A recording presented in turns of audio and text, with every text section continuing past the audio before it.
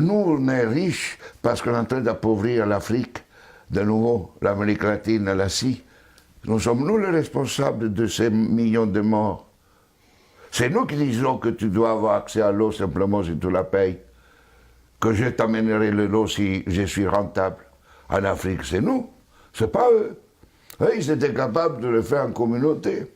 Et donc, à l'heure actuelle, il faut se dire que les guerres qu'on est en train de faire, c'est quoi? C'est parce qu'ils nous ont attaqués. Qui?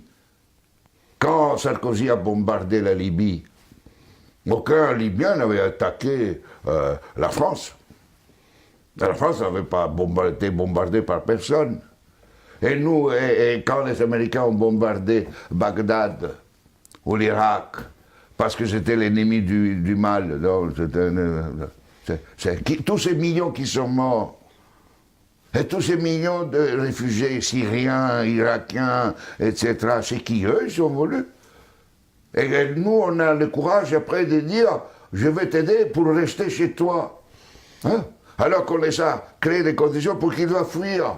Et nous, on va dire hypocritement, cette Europe qui hypocritement donne 6 milliards à la Turquie, 2 milliards aux Libyens pour pouvoir tenir les gens qui viennent d'Afrique, où on est en train d'alimenter, nous, les guerres. Mais il faut s'arrêter de se raconter des balivernes ici. Hein? Il faut s'arrêter. La guerre ne se fait plus parce qu'on tue l'ennemi.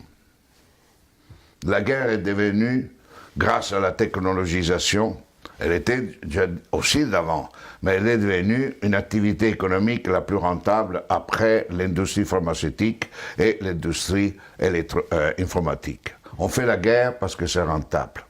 Et malheureusement, si nous ne changeons pas nos dirigeants, et nous-mêmes, hein, dans le sens pas individuellement, mais les systèmes de valeurs fondamentaux, la sécurité nationale qui explique la guerre, la souveraineté nationale, l'appropriation privée du vivant, etc.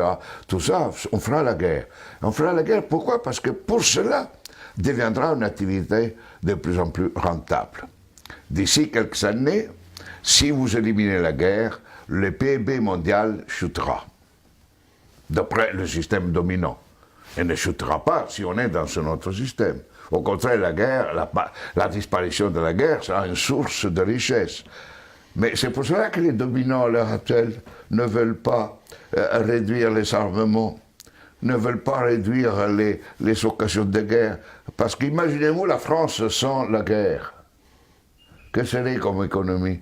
Imaginez-vous les États-Unis sans guerre, deviendraient des pauvres. Dans des économies pauvres. Donc aujourd'hui, on est entré dans une phase où on fait la guerre parce que c'est rentable.